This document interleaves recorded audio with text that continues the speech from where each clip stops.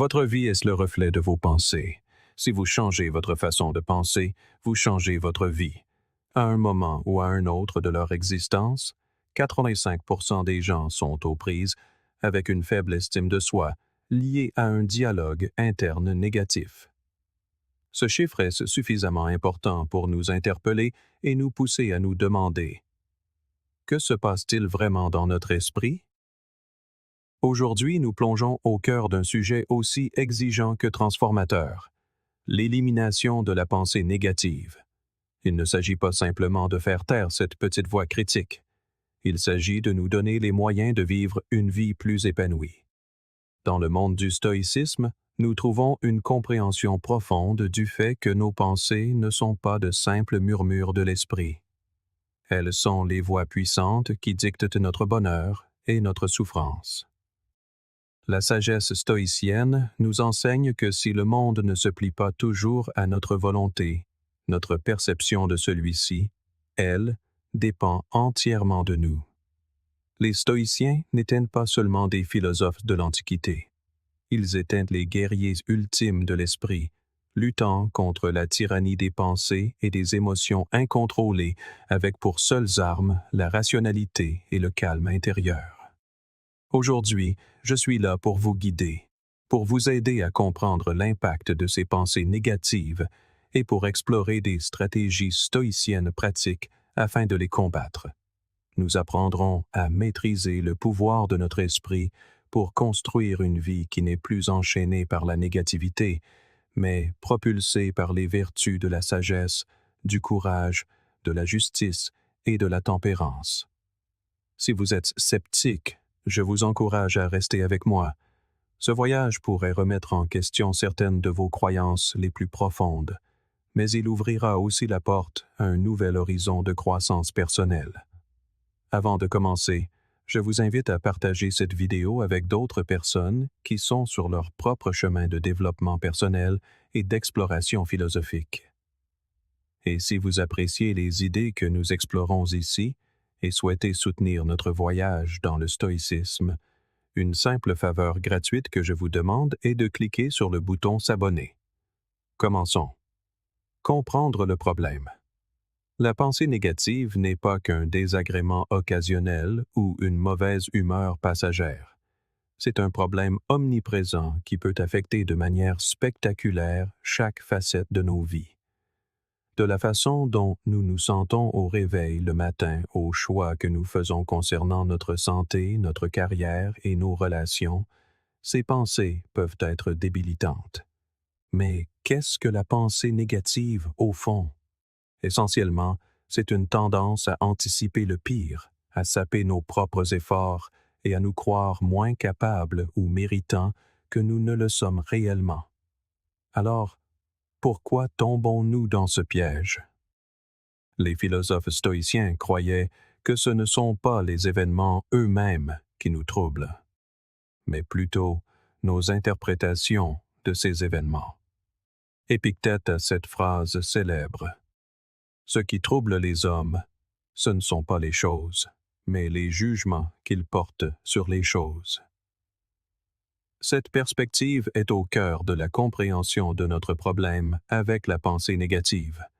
Ce n'est pas nécessairement la réalité qui nous contraint, mais la lentille à travers laquelle nous voyons notre monde. L'exploration de la psyché par Carl Jung offre un éclairage supplémentaire. Il a reconnu qu'une grande partie de notre pensée négative provient des parties les moins conscientes de notre esprit, de l'inconscient personnel et collectif. Jung a écrit: « Tant que vous n'aurez pas rendu l'inconscient conscient, il dirigera votre vie et vous appellerez cela le destin. » En amenant ces croyances et préjugés inconscients à la lumière de l'examen conscient, nous pouvons commencer à réduire leur emprise sur nous. Pensez un instant à l'impact que cela a sur notre vie quotidienne. Face à un défi, la pensée négative peut nous donner l'impression d'avoir déjà perdu avant même d'avoir commencé, nous empêchant de prendre les mesures qui pourraient mener au succès. C'est comme être dans un bateau et ramer de toutes ses forces, sans se rendre compte que l'on est encore ancré au rivage. Peu importe l'effort, vous n'irez nulle part. Le stoïcisme nous apprend à examiner nos pensées de manière critique et logique, à remettre en question la validité de ces hypothèses négatives. Marc Aurèle, dans ses Pensées pour moi-même, nous incite à réfléchir à nos pensées avec minutie et à rejeter celles qui sont irrationnelles ou inutiles. Ce type d'introspection nous permet de nous détacher des schémas de pensée nuisibles et de reprendre le contrôle de notre paysage mental.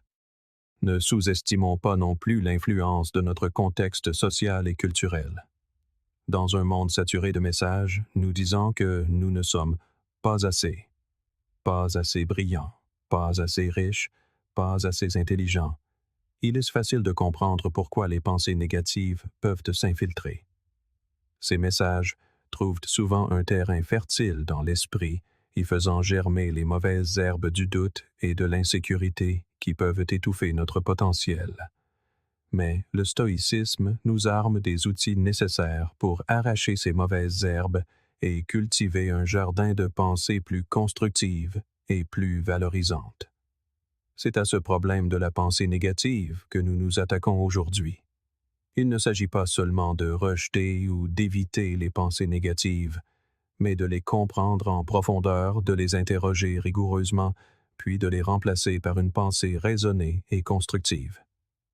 Cette approche stoïcienne ne vise pas seulement à survivre, mais à prospérer. En maîtrisant nos pensées, nous maîtrisons nos perceptions et finalement nos vies. Alors que nous poursuivons, gardons à l'esprit que chaque pensée que nous choisissons d'entretenir et chaque pensée que nous décidons de contester est un pas vers le genre de vie que nous désirons vraiment vivre. Les origines de la pensée négative. Comprendre les origines de la pensée négative est essentiel si nous voulons y remédier efficacement. Il ne s'agit pas seulement d'identifier de mauvaises habitudes, mais de découvrir les racines profondes qui façonnent nos perceptions et influencent notre paysage mental. Les pensées négatives naissent souvent de diverses sources: notre éducation, les pressions sociales, les échecs passés et, parfois, les commentaires apparemment anodins de notre entourage. Chacun de ces éléments peut planter des graines de doute, de peur et de limitation, qui peuvent ensuite se transformer en un état de négativité persistant. Dès notre plus jeune âge, beaucoup d'entre nous évoluent dans des environnements qui ne favorisent pas nécessairement une estime de soi positive.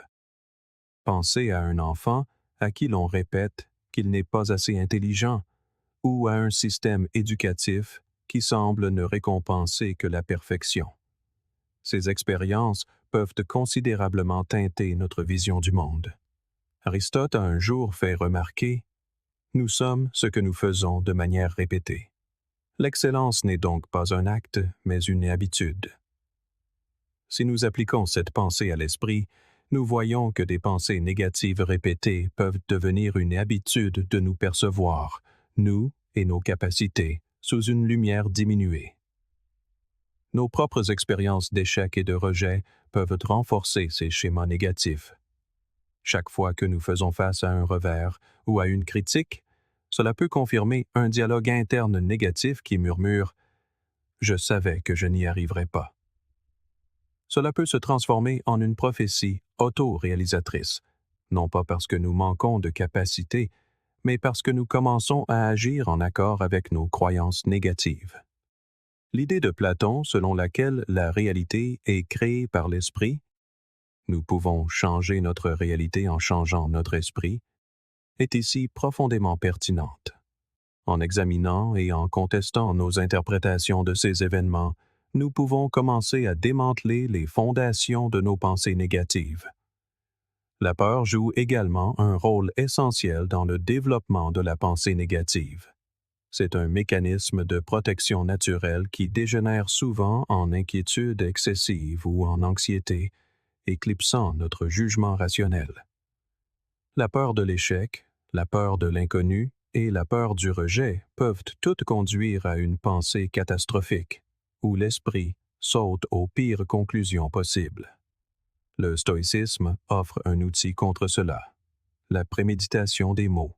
qui consiste à visualiser le pire scénario en détail pour en atténuer l'impact émotionnel si et quand il se produit. Carl Jung a suggéré: tant que vous n'aurez pas rendu l'inconscient conscient, il dirigera votre vie et vous appellerez cela le destin. Beaucoup de nos pensées négatives sont enracinées dans des croyances inconscientes formées dans nos premières années, influencées par nos parents, nos enseignants et les médias.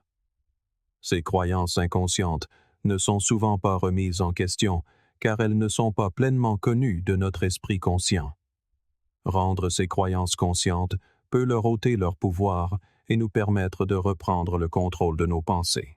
De plus, les pressions sociales et culturelles ne peuvent être négligées. Nous vivons dans une société qui met souvent l'accent sur la rareté et la compétition, établissant des normes exceptionnellement élevées qui peuvent sembler inatteignables. Cet environnement peut conduire à des comparaisons constantes et au sentiment de n'être jamais assez bon. Le stoïcisme nous apprend à rediriger notre attention de la validation externe vers les vertus internes, nous encourageant à mesurer le succès par notre croissance personnelle plutôt que par la comparaison avec les autres. Les racines de la pensée négative sont variées et complexes, impliquant l'histoire personnelle, les expériences émotionnelles, les peurs ancrées et les messages sociétaux. Cependant, en nous appuyant sur la sagesse de la philosophie occidentale et de la psychologie, en particulier sur l'accent mis par le stoïcisme sur le contrôle de nos perceptions et de nos réactions, nous pouvons commencer à comprendre et à dénouer ces schémas de pensée négatifs. Cette compréhension profonde aide non seulement à atténuer leurs effets, mais nous donne aussi le pouvoir de reconstruire notre cadre mental d'une manière plus positive et résiliente. Renouveler son esprit. Lorsque nous parlons de renouveler notre esprit, nous ne suggérons pas simplement une tentative éphémère de penser plus positivement. Nous prônons une transformation profonde et durable de notre dialogue intérieur. Il s'agit de cultiver un état d'esprit qui nous permet non seulement de survivre, mais de prospérer. Les philosophes stoïciens offrent des conseils intemporels sur la manière d'y parvenir, par la pratique disciplinée de la réflexion sur nos pensées et leur modelage délibéré pour favoriser la résilience et la paix. L'un des principes centraux du stoïcisme est l'idée que nos émotions et nos réactions sont le résultat de nos jugements, que nous avons le pouvoir de changer. Marc Aurèle, empereur et philosophe stoïcien, a un jour noté: « Tu as le pouvoir sur ton esprit, pas sur les événements extérieurs. Réalise cela et tu trouveras la force. » Cette affirmation puissante nous rappelle que le renouveau commence par la prise de contrôle de nos pensées, en les examinant pour en vérifier l'exactitude, puis en les alignant avec nos véritables intentions et valeurs. Aristote apporte également une perspective précieuse. Il a dit: « Se connaître soi-même est le début de toute sagesse. » Ce voyage introspectif implique de plonger profondément dans nos schémas de pensée et d'identifier ceux qui nous servent bien par rapport à ceux qui sabotent nos efforts. En devenant plus conscients de nos pensées, nous pouvons commencer à défier celles qui sont négatives et qui se sont peut-être enracinées avec le temps. Ce processus de remise en question et de changement de nos pensées ne consiste pas à nier nos émotions, mais à mieux les comprendre, et donc à les gérer plus efficacement. De plus, les aperçus de Carl Jung sur la psyché humaine complètent magnifiquement cette sagesse stoïcienne. Jung a soutenu que ce à quoi vous résistez non seulement persiste, mais grandit. Au lieu de résister aux pensées négatives, le stoïcisme nous apprend à les reconnaître, à analyser leur origine et à évaluer leur véracité. Cette méthode empêche ces pensées de s'envenimer dans l'ombre de notre inconscient, où elles peuvent croître sans contrôle. De plus, renouveler son esprit exige que nous nous engagions dans des activités et des lectures qui nourrissent la positivité et la croissance. Cela peut inclure la lecture de textes philosophiques qui remettent en question notre compréhension, l'engagement avec l'art qui nous inspire, ou simplement passer du temps dans la réflexion et la méditation. Ces activités fournissent de nouveaux récits et perspectives qui peuvent remplacer nos vieilles histoires inutiles. L'insistance de Socrate sur l'importance de vivre une vie examinée joue ici un rôle crucial. En examinant continuellement nos croyances et les pensées qui en découlent, nous nous engageons dans un processus de renouvellement mental qui garde notre esprit agile et notre âme alignée avec nos objectifs philosophiques. Cet examen continu n'est pas simplement une tâche, mais une manière de vivre qui maintient notre monde intérieur rafraîchi et en harmonie avec la réalité de nos expériences.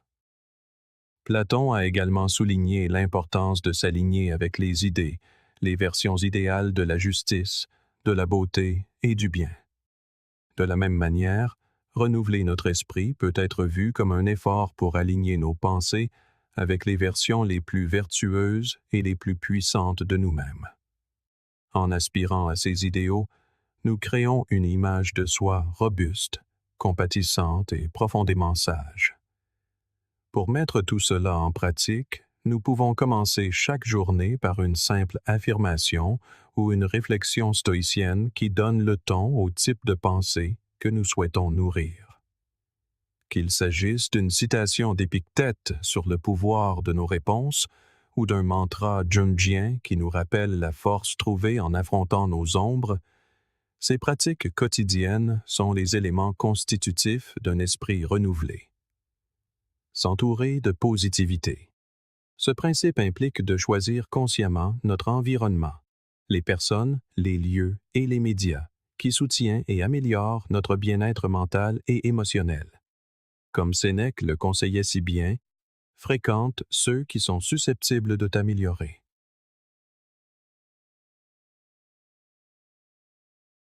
Ce conseil nous encourage à être sélectifs quant à nos compagnies et à cultiver des relations qui nous inspirent et nous mettent au défi de grandir.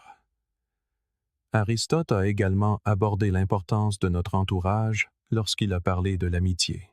Il a classé les amitiés en 3 types, celles d'utilité, de plaisir et de vertu. La forme la plus élevée et la plus précieuse d'amitié, l'amitié de vertu, est basée sur le respect mutuel et l'admiration des vertus de l'autre. Ce sont ces relations qui nous encouragent à devenir de meilleures versions de nous-mêmes. Elles sont intrinsèquement positives car elles sont enracinées dans une quête mutuelle de vertu et d'excellence.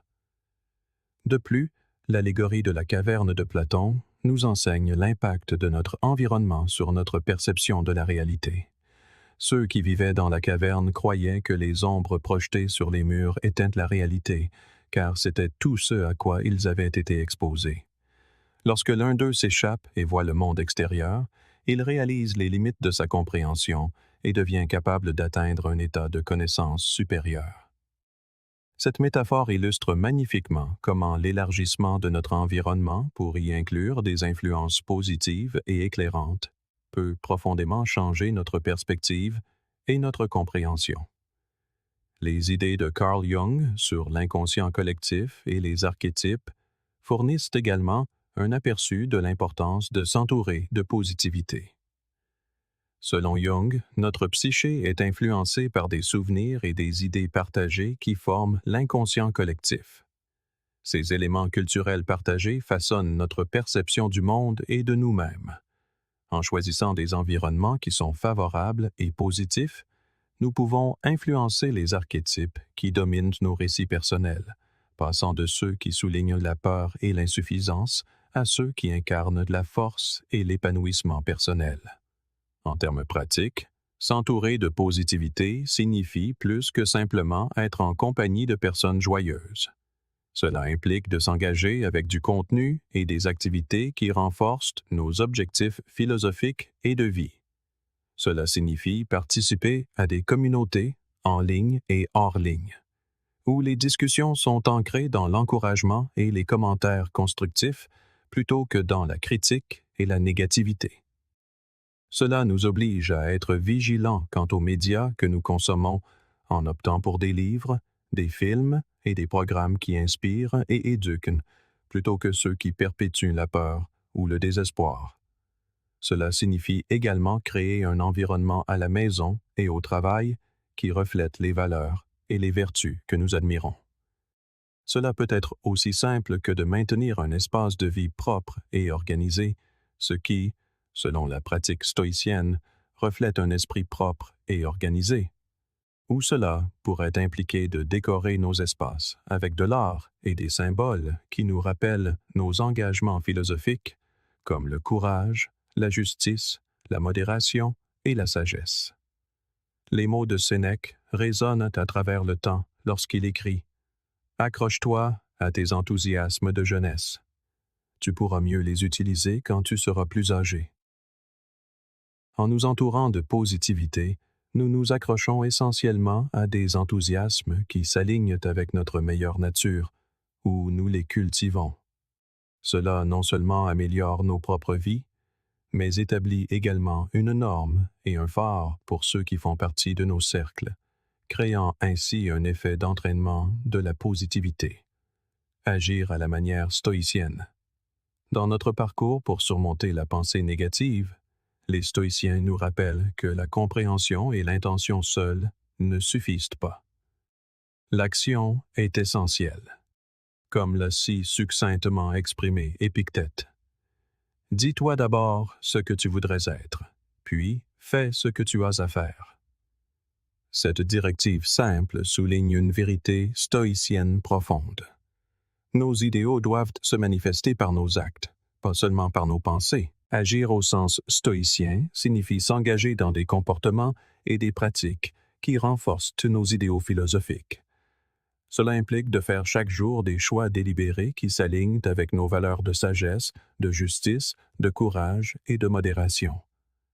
En incarnant ces vertus dans nos actions, nous défions les pensées négatives qui prétendent que nous sommes incapables ou indignes, réécrivant ainsi notre récit pour en faire un récit d'autonomisation et d'efficacité personnelle. Aristote souligne également l'importance de l'action dans sa doctrine du juste milieu, où la vertu n'est pas seulement un état d'esprit, mais un état de caractère, résultant de la pratique habituelle du choix du milieu entre l'excès et le défaut. Cette pratique est intrinsèquement active. Pour Aristote, nous devenons justes en accomplissant des actions justes, courageux en accomplissant des actes de bravoure, et tempérants en accomplissant des actes de tempérance. Ainsi, l'action n'est pas simplement une démonstration de la vertu, c'est le moyen même par lequel la vertu est cultivée.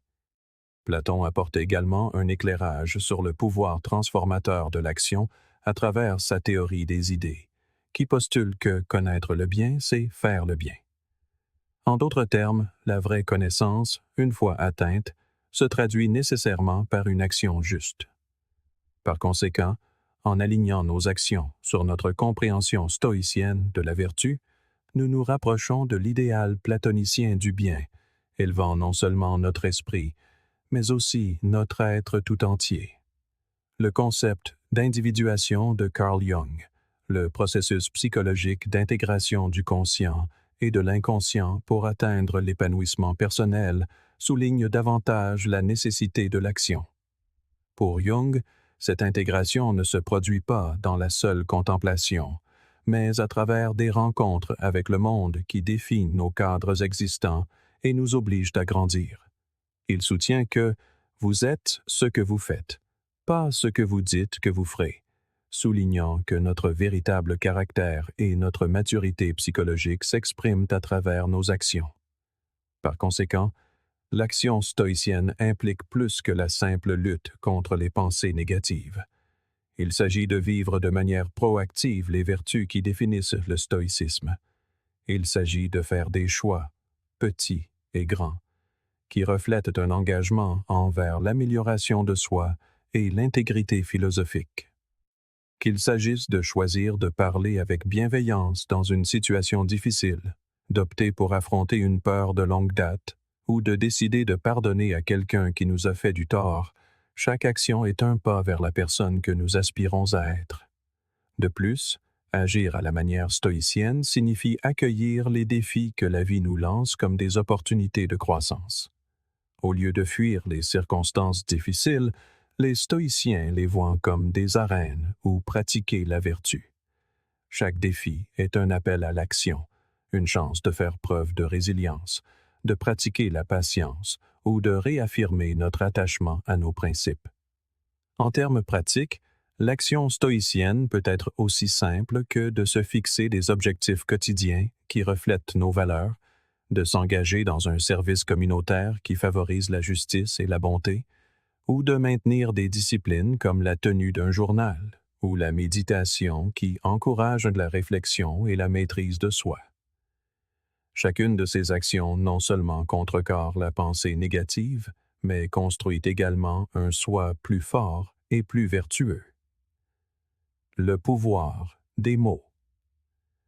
La philosophie stoïcienne souligne que ce ne sont pas seulement nos actions qui reflètent nos vertus, mais aussi notre parole. Le pouvoir des mots pour façonner notre réalité ne peut être surestimé. Épictète conseillait: apprends d'abord le sens de ce que tu dis, et ensuite parle. Cette idée met en évidence le pouvoir inhérent des mots d'influencer, et pas seulement d'exprimer, nos pensées et nos émotions. Les stoïciens comprenaient que les mots pouvaient construire ou détruire la citadelle intérieure de notre esprit. Marc Aurèle, dans ses écrits personnels, réfléchissait souvent à la manière de communiquer de manière efficace et véridique, soulignant que nos paroles devaient être imprégnées des vertus que nous cultivons, telles que l'honnêteté, la retenue et la bienveillance.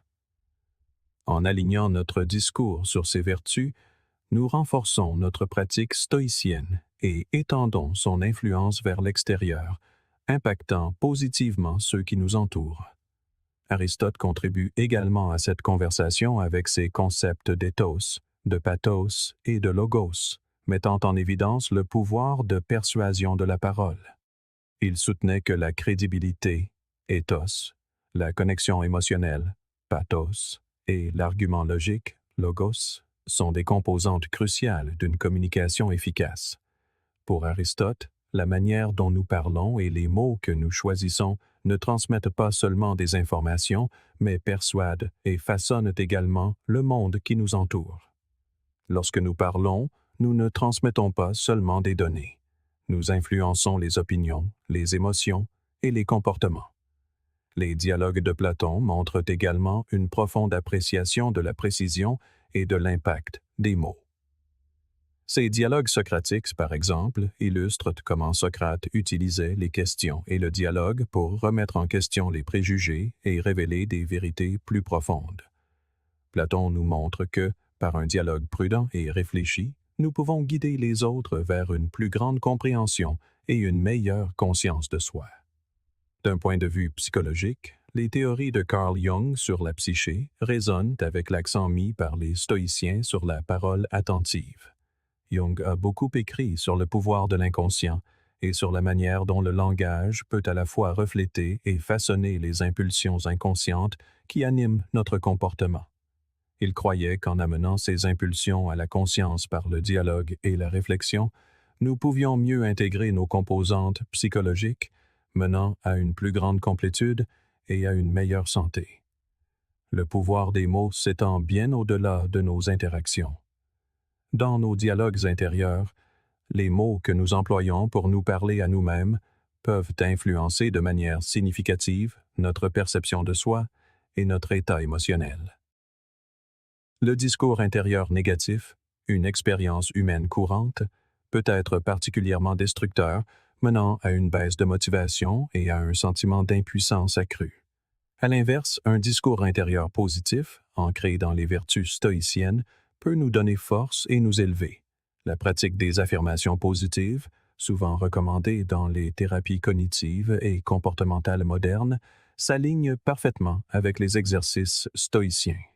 Ces affirmations ne visent pas à se leurrer avec des déclarations irréalistes, mais à renforcer la force et la résilience qui découlent d'une compréhension stoïcienne du contrôle et de la vertu. En affirmant notre capacité à gérer nos réactions et notre engagement à vivre selon nos valeurs, nous renforçons notre résolution stoïcienne.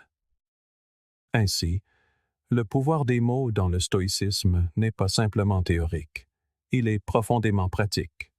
Il englobe nos dialogues avec les autres, nos monologues intérieurs, et même notre façon de nous engager dans la culture au sens large. Chaque mot que nous choisissons a un poids. Il construit ou détruit, éclaire ou obscurcit, guérit ou blesse. Alors que nous continuons de cultiver les vertus stoïciennes, soyons toujours conscients du pouvoir transformateur de nos mots pour nous façonner nous-mêmes, influencer les autres et créer un monde plus en accord avec la raison, la vertu et la sagesse. Merci de nous avoir rejoints aujourd'hui dans ce voyage profond au cœur de la philosophie stoïcienne.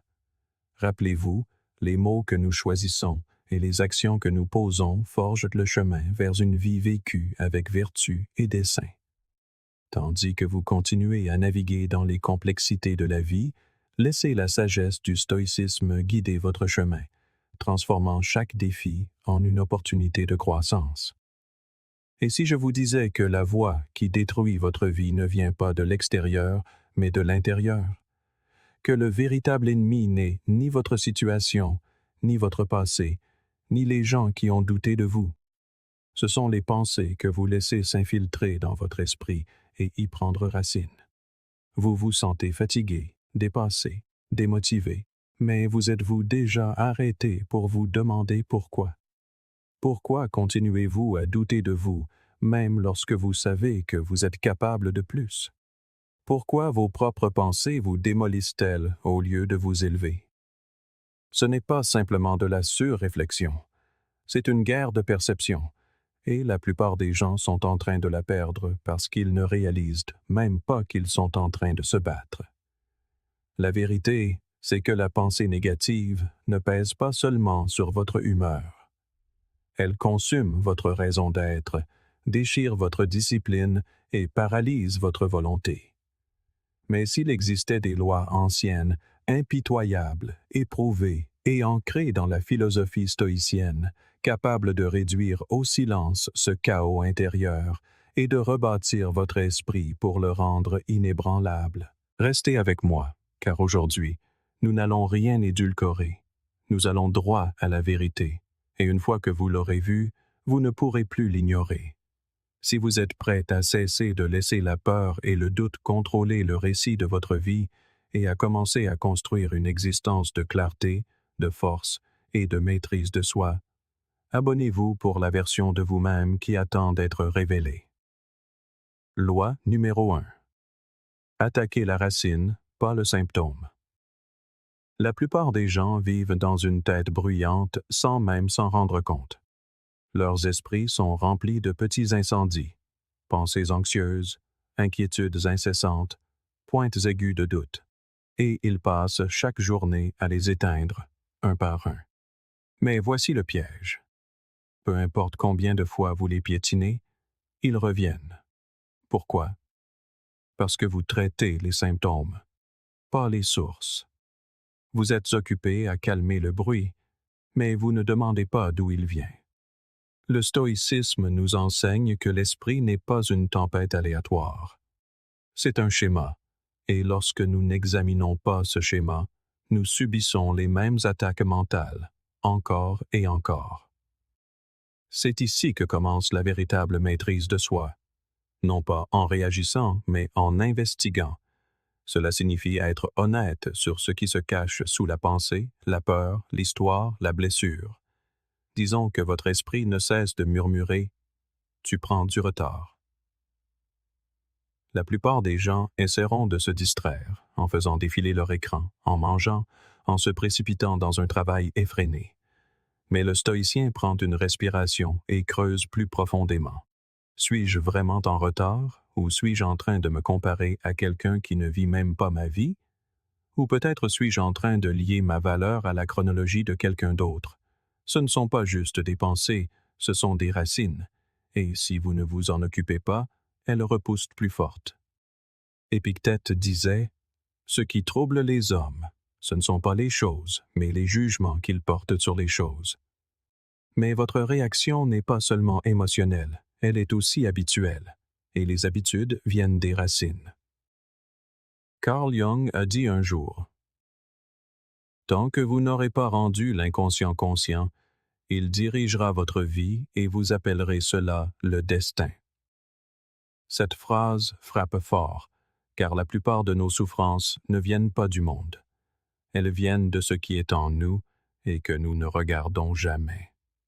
Cette peur du jugement que vous portez, ce n'est pas juste un trait de personnalité. C'est une racine. Elle a probablement commencé il y a des années, peut-être même dans l'enfance, au moment où vous avez senti qu'être vous-même n'était pas suffisant. Et maintenant, chaque décision que vous prenez, ce que vous dites, ce que vous portez, ce que vous cachez, est façonné par cette racine. Le stoïcien ne l'ignore pas. Il ne la couvre pas d'une fausse positivité. Il l'affronte, non pas parce qu'il est sans peur, mais parce qu'il sait que la peur grandit dans le silence. Chaque pensée négative est une fusée de détresse. Elle veut votre attention, non pas pour que vous paniquiez, mais pour que vous enquêtiez. Car une fois que vous comprenez d'où vient une pensée, vous pouvez la défier. Vous pouvez lui répondre. Vous pouvez changer le comportement qui la nourrit. Pensez-y. Si vous entrez dans votre maison et voyez de l'eau sur le sol, allez-vous simplement l'éponger chaque jour ou allez-vous chercher la fuite et la réparer? C'est le but de cette loi. Réparer la fuite, faire face à ce que vous avez évité. Voici la beauté de la chose. Lorsque vous cessez de chasser les symptômes et commencez à couper la racine, tout change. Votre anxiété ne vous possède plus. Votre doute ne vous paralyse plus. Votre tristesse ne sombre plus dans la honte. Pourquoi? Parce que vous avez vu où elle vit, et une fois que vous voyez la racine, elle perd son pouvoir. Vous pouvez décider quoi en faire. Sénèque disait « Nous souffrons plus souvent dans l'imagination que dans la réalité. » Il ne nie pas que la douleur existe. Il dit que la plupart de nos souffrances sont une boucle que nous créons en évitant la vraie source. C'est ce que couper la racine empêche. Cela brise la boucle. Rendons cela concret. La prochaine fois que vous vous sentirez dépassé, au lieu de dire « je ne peux pas gérer ça », demandez-vous « de quoi ai-je peur exactement ?»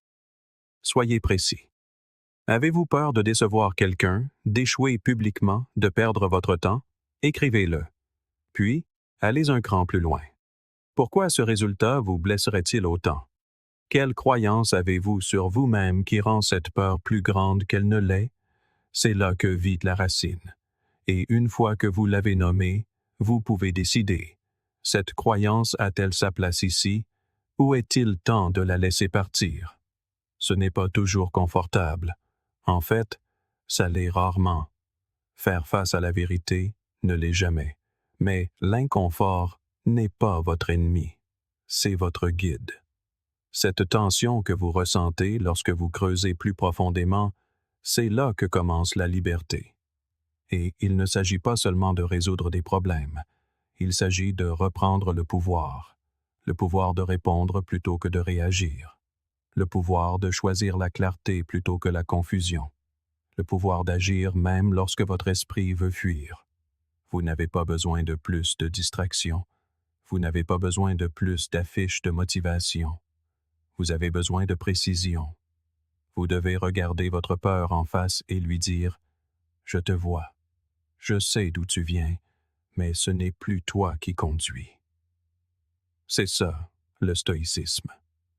C'est ça, le leadership de soi. Et une fois que vous commencez à vivre ainsi, en coupant la racine au lieu de tailler les feuilles, vous cessez d'être à la merci de vos pensées. Vous devenez celui qui est aux commandes. Loi numéro 2. Contrôlez le cadre, ou soyez contrôlé par lui. Parfois, la vie vous envoie quelque chose qui vous arrête net. Peut-être que vous êtes rejeté. Peut-être qu'un plan s'effondre. Peut-être que quelqu'un en qui vous aviez confiance s'en va. Et, instantanément, votre esprit se précipite pour expliquer ce qui vient de se passer. Mais voici le piège. La façon dont vous l'expliquez est essentielle. Parce que votre cerveau n'enregistre pas seulement l'événement. Il lui attribue un sens, et ce sens devient votre réalité. Les stoïciens le savaient profondément. Ils comprenaient que la douleur, l'échec et l'inconfort sont inévitables, mais que la souffrance est facultative. C'est la différence entre ce qui vous arrive et ce que vous vous dites à propos de ce qui vous est arrivé. Disons que vous perdez un emploi. Certaines personnes sombrent. Elles se disent « J'ai échoué. Je ne suis pas assez bon. Je ne m'en remettrai jamais. » Mais quelqu'un d'autre, avec la même perte d'emploi, pourrait se dire « C'était peut-être le coup de pouce dont j'avais besoin. Maintenant, je peux enfin poursuivre quelque chose qui compte vraiment pour moi. » Même événement, cadre différent. Et ce cadre change tout. Épictète disait « Ce qui trouble les hommes, ce ne sont pas les choses, mais les opinions qu'ils en ont. » Il ne cherche pas à embellir la réalité. Il vous rappelle que l'histoire que vous attachez au moment présent a plus de pouvoir que le moment lui-même. Avez-vous déjà remarqué comment certaines personnes semblent imperturbables face au chaos? Ce n'est pas qu'elles ne ressentent rien, c'est qu'elles ont entraîné leur esprit à recadrer plus rapidement. Quand quelque chose ne va pas, elles ne tombent pas dans le désespoir. Elles font une pause, elles pivotent, elles posent de meilleures questions. C'est ce que le stoïcisme enseigne. Non pas prétendre que la vie ne fait pas mal, mais choisir une réponse qui vous renforce au lieu de vous briser. Alors, la prochaine fois que la vie vous frappe avec quelque chose d'inattendu, essayez ceci. Au lieu de dire « ce n'est pas juste », dites « que puis-je apprendre ici ?» Au lieu de « je ne peux pas gérer ça », demandez « quelle partie de moi est mise à l'épreuve en ce moment ?» Dès que vous posez une question plus forte, vous construisez un esprit plus fort. Carl Jung l'a formulé ainsi. Tout dépend de la façon dont nous regardons les choses et non de la façon dont elles sont en elles-mêmes. C'est une vérité profonde, car une grande partie de ce que nous appelons la réalité n'est que notre interprétation mentale de celle-ci. Nous pensons voir le monde clairement, mais souvent, nous ne le voyons qu'à travers d'anciennes blessures, peurs et attentes. Votre perception devient votre prison ou votre pouvoir. Si votre voix intérieure cadre toujours les choses comme des attaques personnelles, des échecs ou des revers, alors bien sûr, la vie semblera lourde. Mais quand votre esprit commence à dire « ceci est un défi » ou « cela fait partie du processus » ou même « c'est un entraînement », alors vous entrez dans la prise de responsabilité. Vous commencez à contrôler le cadre plutôt qu'à être contrôlé par lui.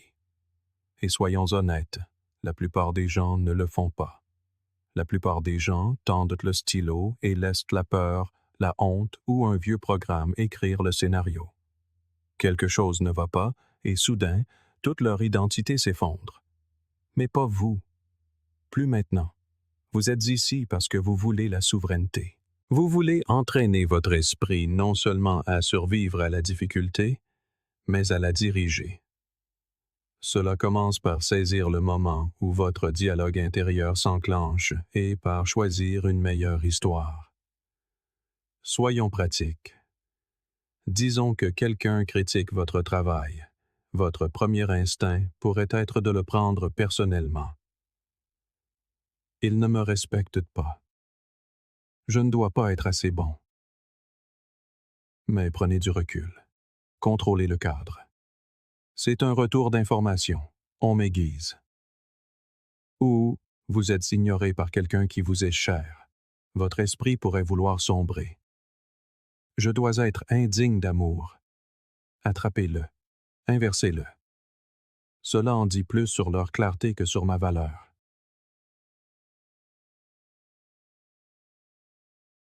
Les faits ne changent pas, mais le poids émotionnel. Si. Vous allégez le fardeau en choisissant un cadre ancré dans la croissance et non dans la défaite. Marc Aurèle a écrit: Vous avez le pouvoir sur votre esprit, non sur les événements extérieurs. Réalisez cela et vous trouverez la force. C'est ça, le cadrage. C'est vous rappeler que peu importe ce qui se passe à l'extérieur, vous contrôlez toujours ce qui se passe à l'intérieur. Vos pensées, vos significations, vos réactions. Vous ne pouvez pas toujours changer l'extérieur, mais vous avez toujours le pouvoir de changer la lentille à travers laquelle vous l'interprétez. C'est là que réside votre liberté. Et écoutez, il ne s'agit pas de positivité factice. Il ne s'agit pas de prétendre que la vie est facile ou que vous n'êtes jamais blessé. Il s'agit de clarté. Car une fois que vous réalisez que votre histoire détermine votre force, vous cessez de jouer la victime et commencez à façonner votre propre réalité. Vous cessez de demander « Pourquoi cela m'arrive-t-il ?» et commencez à demander « Comment puis-je utiliser cela ?» Et ce simple changement peut modifier toute votre direction. Loi numéro 3. Bâtissez un esprit qui soit une forteresse, pas une porte d'entrée. La plupart des gens ne réalisent pas à quel point leur esprit est exposé. Ils se réveillent et vérifient instantanément leur téléphone. Ils font défiler, réagissent, absorbent des opinions, des critiques, des mauvaises nouvelles, des rappels de ce qu'ils ne font pas. Sans même s'en apercevoir, ils laissent chaque voix extérieure entrer directement dans leurs pensées et réarranger les meubles. Et après quelques heures, ils se demandent pourquoi ils se sentent épuisés, anxieux, dispersés. Mais voici la vérité. Votre esprit n'est pas censé être un couloir aux portes ouvertes. Il est destiné à être une forteresse. Le stoïcisme nous enseigne que ce qui entre dans votre esprit détermine la façon dont vous vivez votre vie. Et si vous ne contrôlez pas les portes, quelqu'un d'autre le fera. Pensez-y. Si vous possédiez un château, laisseriez-vous n'importe qui y entrer? Laisseriez-vous un étranger se promener dans vos pièces, crier des insultes, briser vos fenêtres et repartir? Bien sûr que non. Mais c'est exactement ce que nous faisons avec nos pensées. Quelqu'un dit quelque chose de désinvolte, et nous le portons toute la journée. Un mauvais résultat, et nous sombrons dans les pires scénarios. Nous ne remettons pas la pensée en question, nous y croyons simplement. Nous lui offrons une place à table. C'est pourquoi l'idée d'un esprit forteresse est si importante, parce que le monde est plein de bruit, parfois subtil, parfois fort, mais tout ce bruit essaie de vous influencer. La publicité, les médias sociaux, les attentes des autres, votre propre critique intérieure, tous veulent entrer. Et si vos murs mentaux sont faibles, ils y parviendront. Mais lorsque votre esprit devient une forteresse, vous commencez à filtrer. Vous ne croyez pas chaque pensée négative simplement parce qu'elle apparaît. Vous n'acceptez pas chaque opinion simplement parce qu'elle est bruyante. Vous cessez d'être réactif. Vous commencez à être sélectif. Et c'est là que commence le pouvoir. Carl Jung a écrit un jour: « Qui regarde à l'extérieur rêve. Qui regarde à l'intérieur s'éveille. » Cet éveil se produit au moment où vous réalisez que vous n'avez pas à accepter chaque pensée qui se présente. Vous avez le droit de la questionner. Vous avez le droit de décider si elle vous sert. Vous avez le droit de répondre au lieu de réagir. Mais cela n'arrive que lorsque vous construisez des murs, non pas pour bloquer la vie, mais pour protéger votre clarté, votre concentration, votre paix. Parlons maintenant de discipline, car la construction d'un esprit forteresse n'arrive pas par accident. Elle demande de la répétition. Chaque fois que vous vous surprenez à sombrer dans le doute et que vous vous arrêtez, respirez et vous recentrez, c'est une brique. Chaque fois que vous surprenez une comparaison inutile avant qu'elle ne ruine votre journée, c'est une autre brique. Chaque fois que vous refusez de vous engager dans le drame ou de nourrir une peur qui n'est pas réelle, en voilà une de plus. Il ne s'agit pas d'être sans émotion. Il s'agit de construire une structure. Sénèque disait « Nul n'a le pouvoir d'avoir tout ce qu'il veut, mais il est en son pouvoir de ne pas vouloir ce qu'il n'a pas. » C'est une mentalité de forteresse. Choisir la retenue plutôt que la réaction. Choisir le contrôle intérieur plutôt que le chaos extérieur. Mais voici la partie que la plupart des gens manquent. Toutes les pensées ne sont pas les vôtres. Certaines sont des échos de l'enfance. Certaines sont des projections d'autres personnes.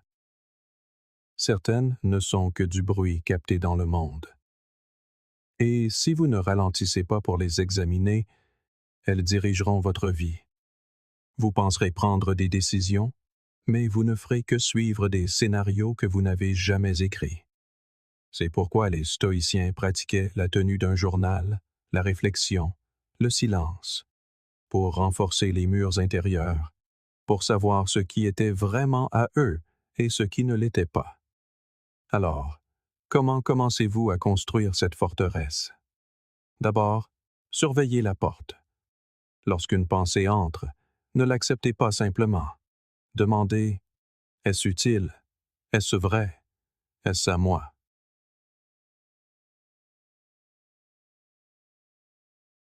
Si c'est un mensonge, une distraction ou un fardeau, laissez-la partir.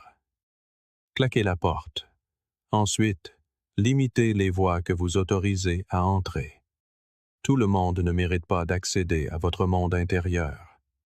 Choisissez vos influences comme vous choisiriez quelqu'un pour garder votre maison, avec soin, avec intention.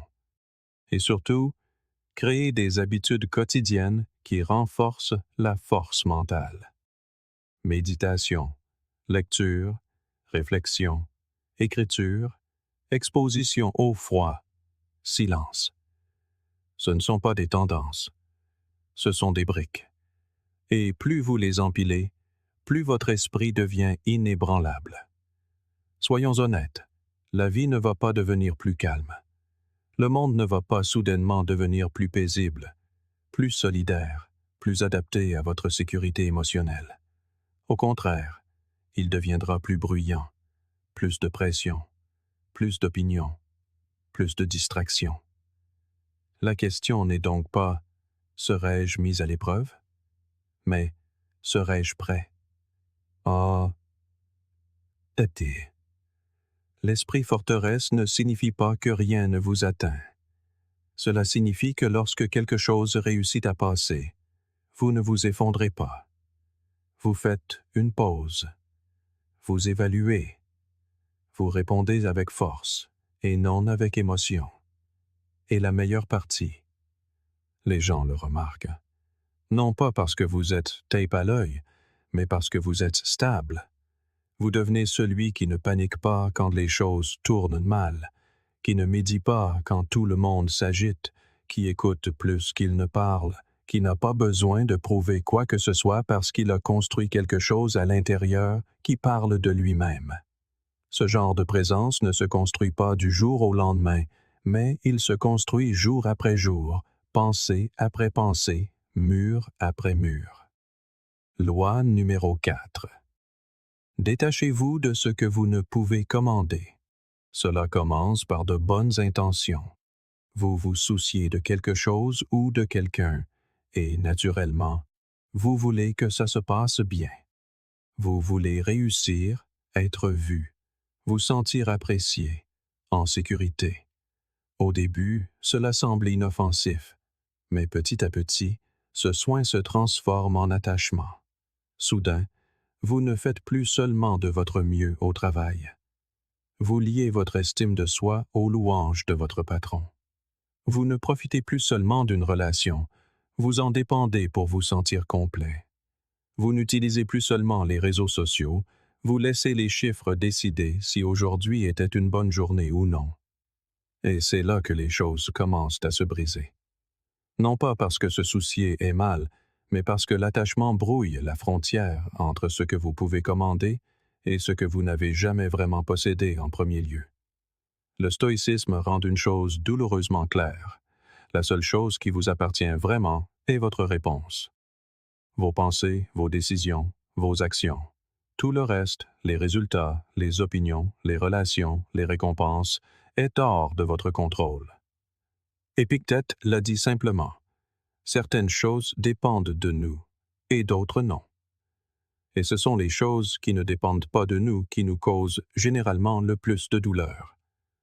Non pas parce qu'elles nous blessent directement, mais parce que nous nous y accrochons, convaincus qu'elles nous définissent. Une telle pensée mène toujours à la souffrance. Imaginez que vous tenez une corde. À l'autre bout se trouve quelque chose ou quelqu'un qui vous est cher. Mais cette chose commence à couler. Elle tire, et vous sentez la tension dans vos mains. Vous pourriez lâcher prise, mais vous ne le faites pas. Vous vous dites que vous devez tenir bon. Vous vous persuadez que lâcher prise, c'est échouer, c'est abandonner. Alors, vous serrez plus fort. Et ce faisant, vos bras commencent à brûler. Votre prise faiblit, et lentement, sans même vous en rendre compte, vous êtes entraîné vous aussi vers le fond. Voilà ce que fait l'attachement émotionnel. Il promet la connexion, mais n'apporte que la douleur. Il ressemble à de la force, mais devient une laisse. Carl Jung a dit « Ce que vous ne changez pas, vous le choisissez. »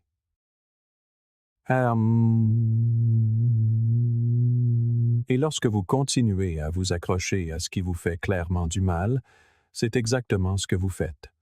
Vous choisissez la douleur. Vous choisissez l'impuissance.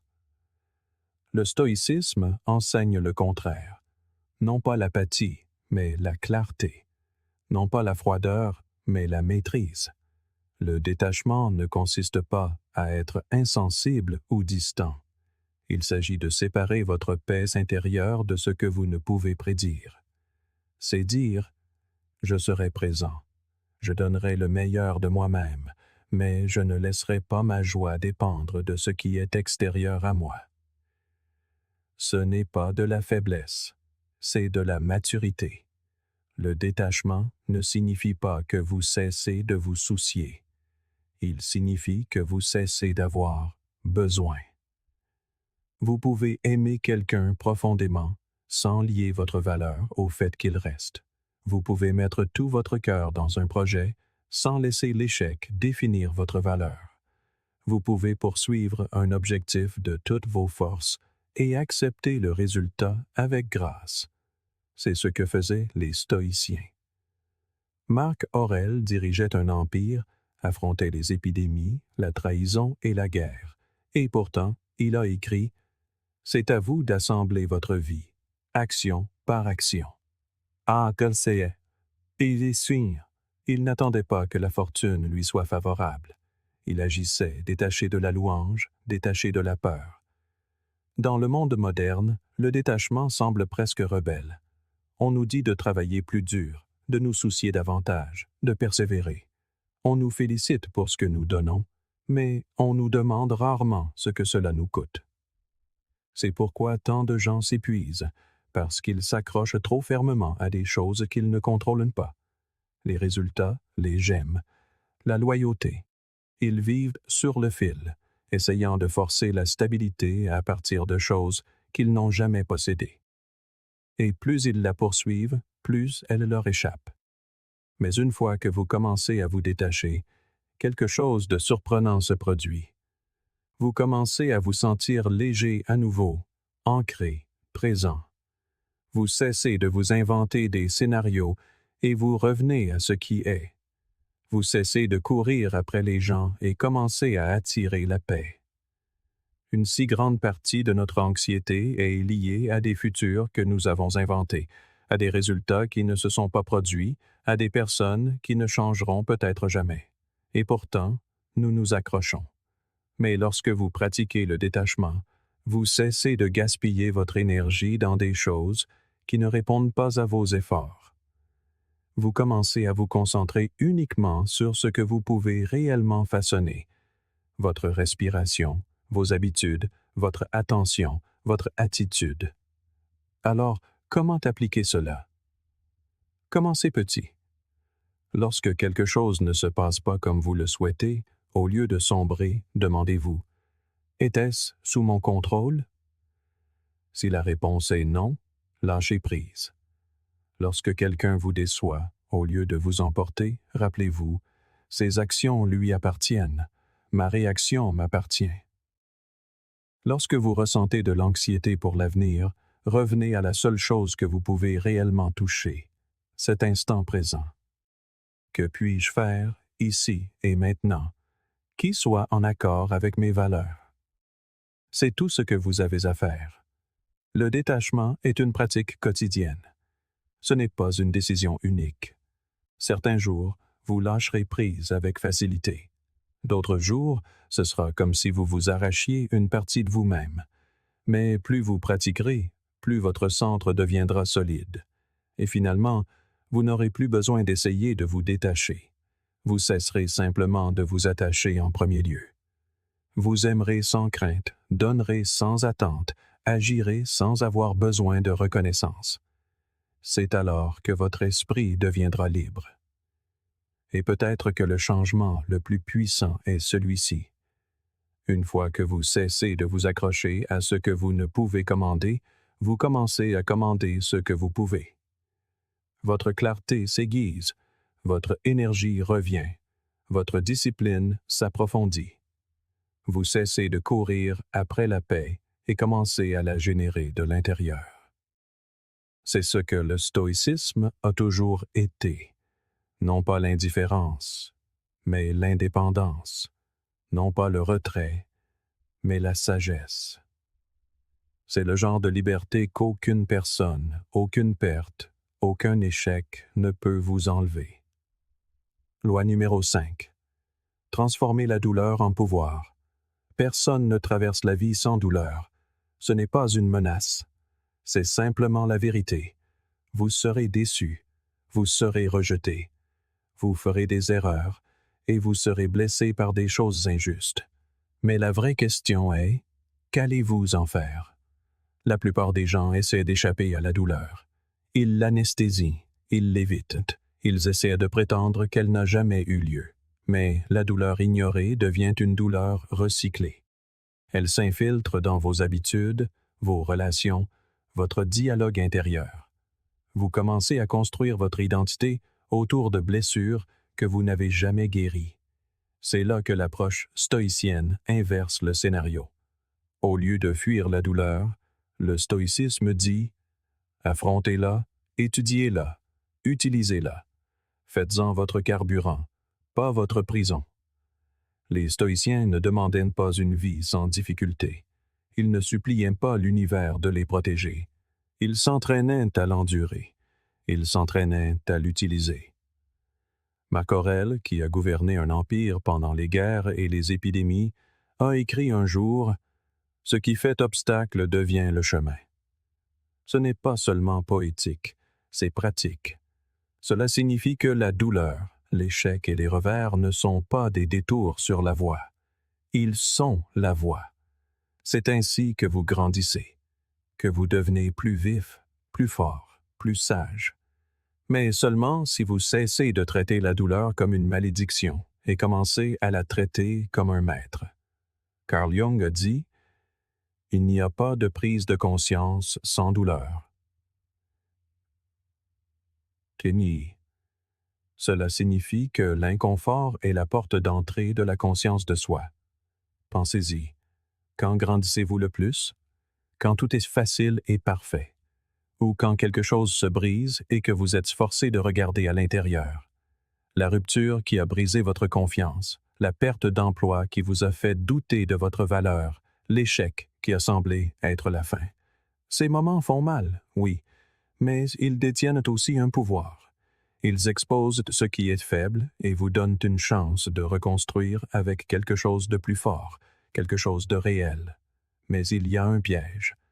Vous devez choisir d'utiliser la douleur, car la douleur ne vous rend pas automatiquement plus fort.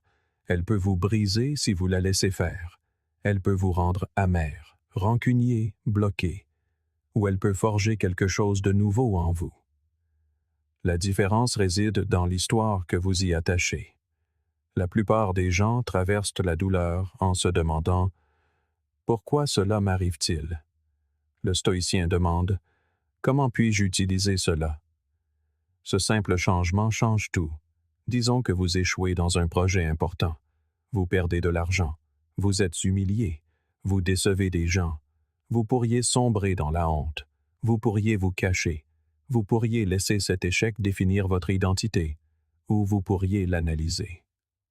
Demandez-vous, qu'est-ce que cela a révélé sur moi?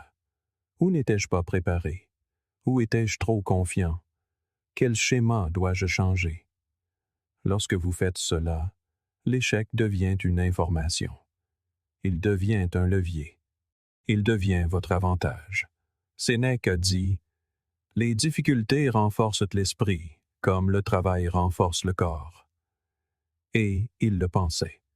La douleur, lorsqu'elle est accueillie correctement, devient le poids qui construit votre muscle mental. Le rejet, c'est une autre forme de pouvoir si vous cessez de le prendre personnellement. Vous ne correspondiez pas aux attentes de quelqu'un? Très bien. Maintenant, vous avez l'espace pour construire les vôtres. Quelqu'un est parti? Parfait. Vous venez de recevoir de la clarté, et la clarté est l'une des armes les plus sous-estimées sur le chemin du pouvoir personnel.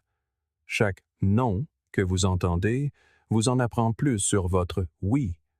Chaque porte qui se ferme est un filtre qui affine votre direction. Mais pour utiliser la douleur de cette manière, vous avez besoin de discipline émotionnelle, la capacité de s'asseoir avec la douleur assez longtemps pour la comprendre sans la laisser vous détruire. C'est là qu'intervient la pratique stoïcienne de la réflexion, le journal, le silence, l'immobilité. Quand quelque chose fait mal, ne vous contentez pas de réagir. Observez, écrivez-le, décomposez-le. Qu'est-ce que cela a touché en vous? Quelle croyance a-t-il remise en question? Quelle force a-t-il révélé que vous ne soupçonniez pas?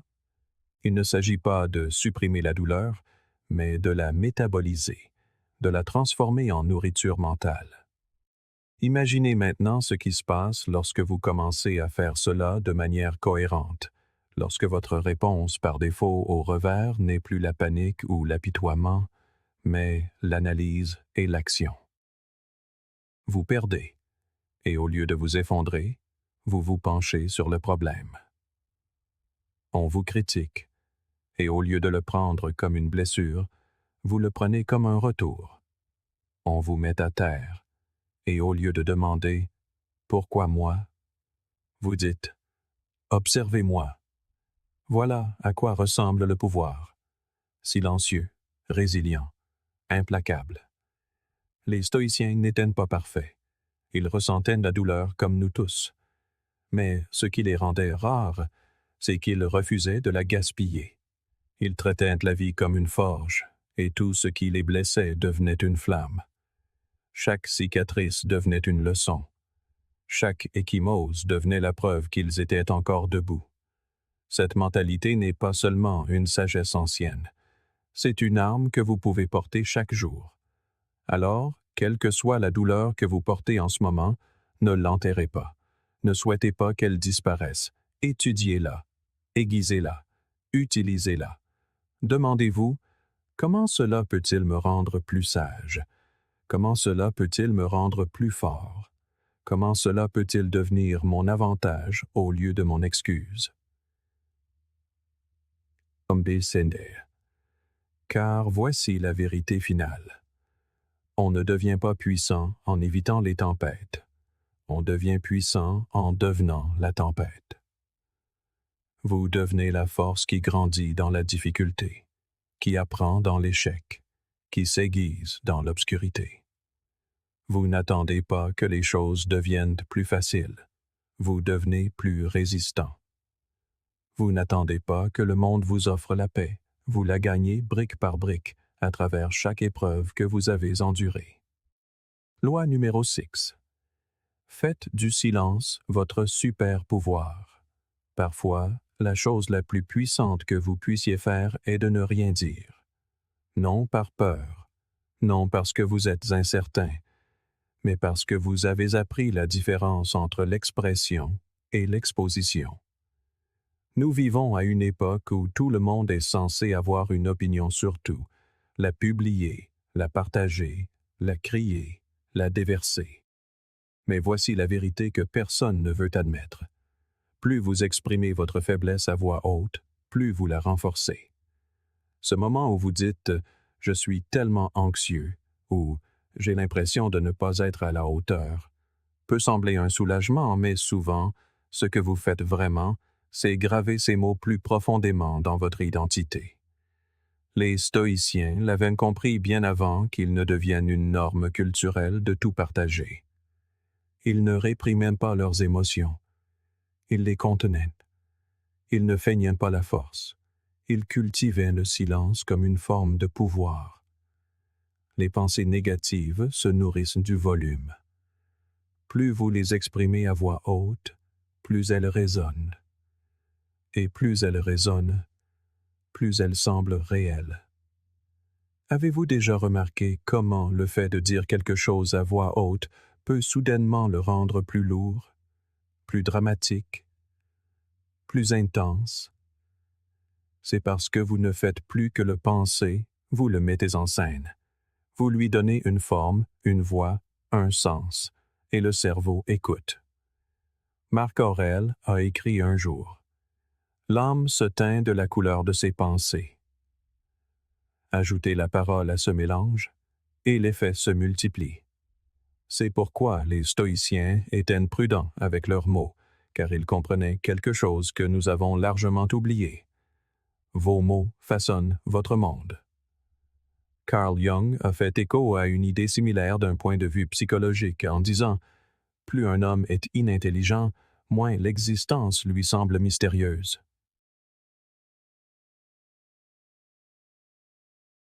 Ce qu'il voulait dire, c'est que plus vous parlez sans réfléchir, plus vous émoussez votre conscience de ce qui se passe réellement en vous. Le silence, au contraire, force à l'introspection. Il vous oblige à vous asseoir avec l'inconfort au lieu de l'externaliser par le bruit. Et cet inconfort, c'est là que la transformation se produit. Le silence ne signifie pas que vous êtes déconnecté.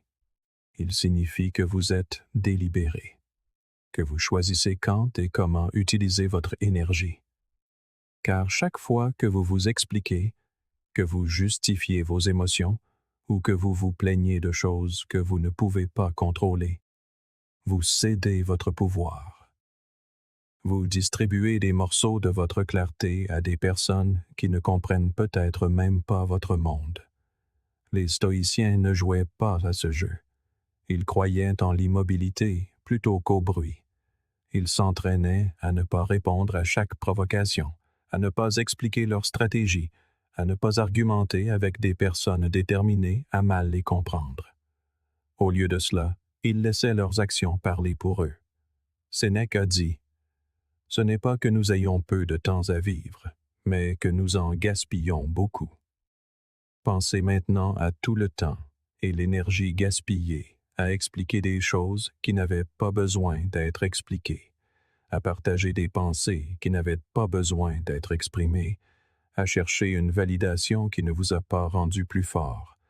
Le silence ne consiste pas à être mystérieux pour le plaisir. Il s'agit de protéger votre concentration, de ne pas donner vos plans à des gens qui ne l'ont pas mérité. Et il s'agit de donner du poids à vos mots, de sorte que lorsque vous parlez, cela compte. Allons encore plus loin. Le silence entraîne le contrôle émotionnel. Lorsque vous résistez à l'envie de vous épancher ou de vous plaindre, vous n'enfermez pas vos émotions. Vous apprenez à les contenir, à les étudier, à les maîtriser. Vous apprenez à ne pas être impulsif. Et avec le temps, cela construit une sorte de discipline intérieure qu'aucune louange extérieure ne peut vous donner. Parce que maintenant, quand la vie vous pousse, vous ne bronchez pas. Vous n'avez rien à prouver. Vous devenez calme, stable, impénétrable. C'est un type de pouvoir rare. Mais voici le revers de la médaille. Les gens interpréteront mal votre silence. Ils diront que vous êtes distant, froid, détaché. Laissez-les faire. Cela fait partie du jeu. Lorsque vous êtes silencieux, les gens projettent. Ils se demandent ce que vous pensez. Ils essaient de deviner votre prochain mouvement, et cela vous donne un avantage stratégique. Non pas parce que vous essayez de manipuler qui que ce soit, mais parce que la clarté aime le calme, et la confusion se défait souvent d'elle-même.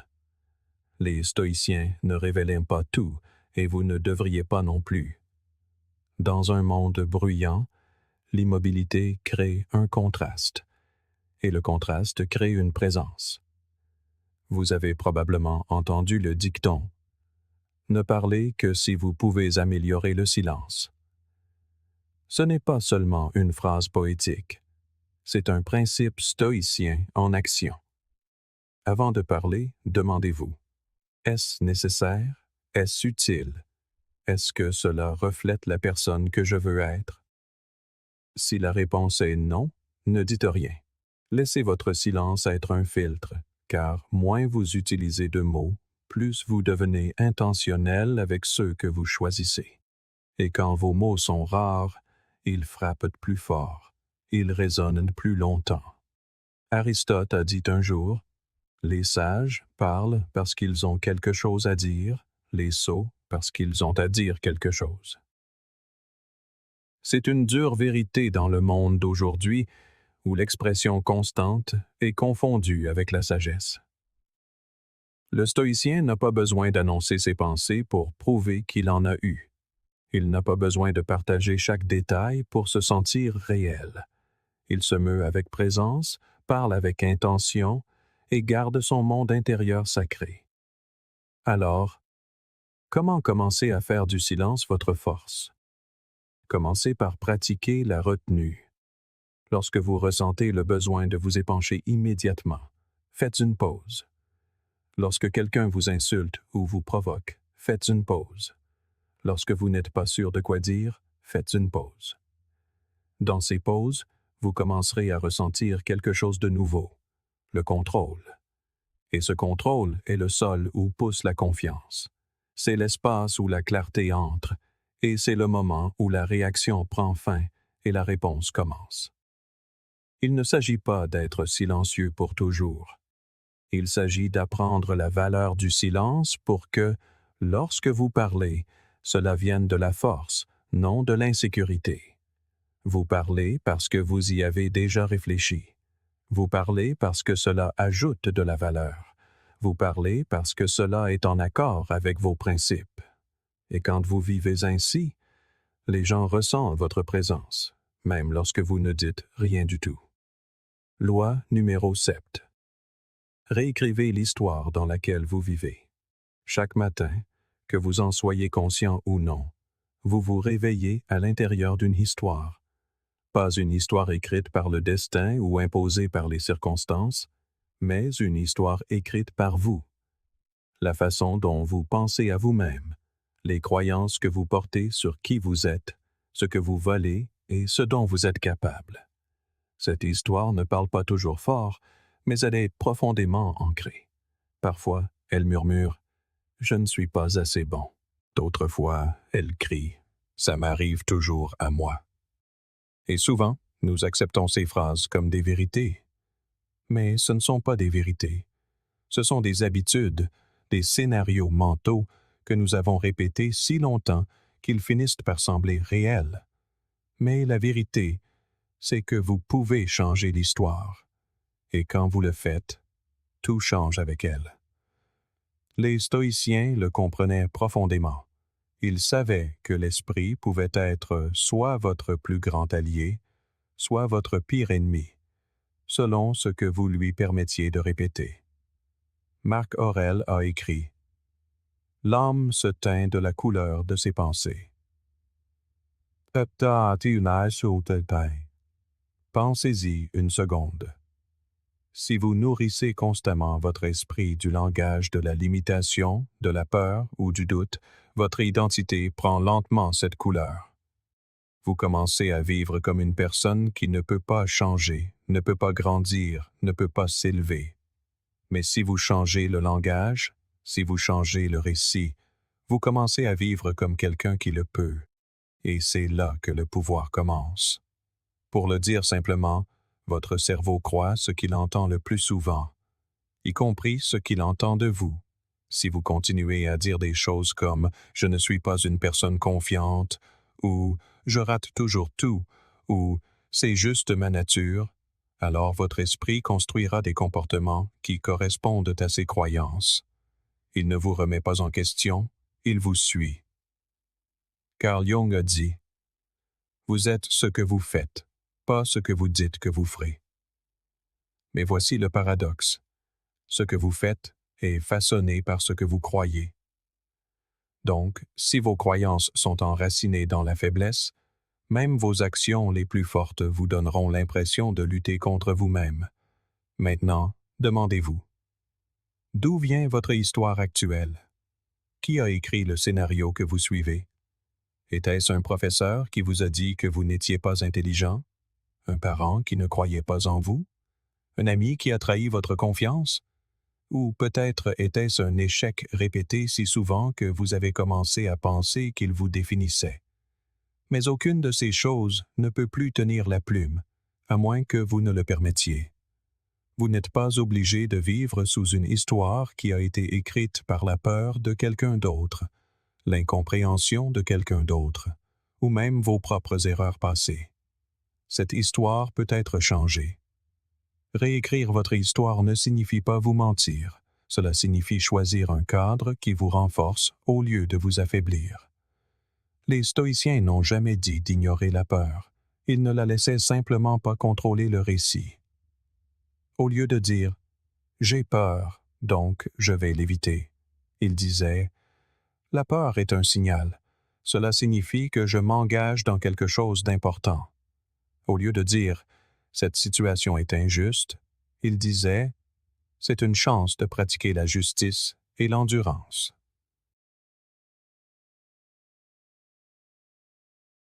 Ce changement de langage n'est pas seulement poétique, il est pratique.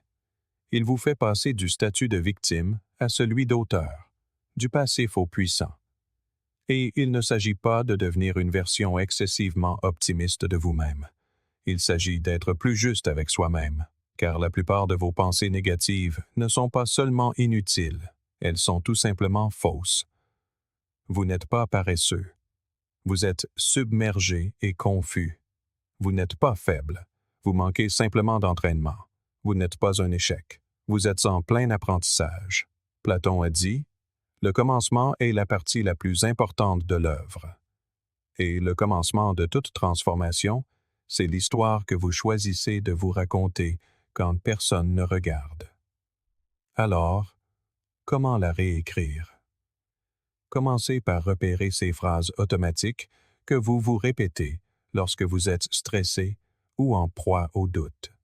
Dites-vous « Je fais toujours la même erreur » ou « Je savais que j'allais tout gâcher » ou encore « Évidemment, ça ne pouvait arriver qu'à moi ». Ce ne sont pas de simples pensées, ce sont des scénarios. Et si vous les répétez assez souvent, ils façonnent vos actions, le ton de votre voix, votre posture, toute votre manière d'être. Commencez à les remplacer, non pas par une fausse positivité, mais par une force ancrée dans la réalité. Au lieu de dire « je suis anxieux », dites « je suis alerte et je me prépare ». Et télé. Au lieu de « je ne suis pas prêt », dites « je deviens la personne capable de gérer cette situation ». Au lieu de « je rate toujours tout », dites « j'apprends encore et je m'améliore ». Sénèque a écrit « C'est en accomplissant des actes de bravoure que l'on devient brave. Cela inclut l'acte de réécrire notre propre dialogue intérieur. Vous n'avez pas besoin de permission. Vous n'avez besoin de personne pour valider votre nouveau récit. Vous avez seulement besoin de le vivre. Et plus vous le répétez, plus vos actions suivront. Votre esprit est constamment à l'écoute. Donnez-lui de meilleurs mots auxquels croire. Mais sachez-le, réécrire votre histoire n'est pas un événement unique. C'est un rituel quotidien. Chaque fois que quelque chose défiera votre ancienne identité, vous sentirez l'envie de revenir à vos réglages par défaut. Vous voyez, vous n'avez toujours pas ce qu'il faut. À cet instant, n'argumentez pas. Répondez avec le nouveau récit. Autrefois, je croyais cela. Ce n'est plus le cas. C'est ainsi que l'identité se transforme. Non par la force, mais par la répétition, la patience et la persévérance. Et avec le temps, cette nouvelle histoire devient votre référence. Vous commencez à agir comme quelqu'un qui se fait confiance, qui parle avec intention, qui voit les revers non comme des signes d'échec, mais comme des moments de perfectionnement. L'histoire n'a pas besoin d'être grandiose. Elle doit simplement être la vôtre, ancrée dans la conscience, écrite avec force et portée avec discipline. Vous n'êtes pas ce qui vous est arrivé. Vous êtes ce que vous choisissez de faire ensuite. Le scénario dans votre tête n'est pas gravé dans le marbre. Il est écrit à la craie, et vous, en ce moment même, tenez la gomme. Utilisez-la, non parce que votre passé était une erreur, mais parce que votre avenir mérite un meilleur narrateur. Le monde essaiera toujours de vous ébranler par le bruit, par la peur, par le doute. Mais le pouvoir de rester stable, de penser clairement, d'agir avec détermination, ce pouvoir a toujours été le vôtre. Vous n'avez pas besoin de tout contrôler autour de vous. Il vous suffit de maîtriser ce qui est en vous. Et lorsque vous y parviendrez, rien ne pourra troubler votre paix intérieure.